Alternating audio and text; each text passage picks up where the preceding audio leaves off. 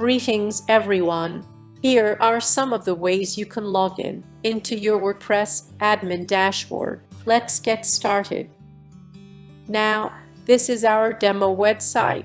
To view the WordPress login page, you can use a couple of URLs. You can go type /login.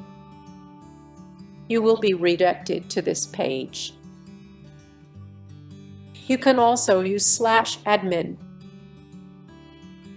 And you will again be redirected. If that doesn't work, you can go to wp-admin. And the last way is by going to wp-login.php. So these are a couple of ways to log into your dashboard. Now you will require to enter your username and password.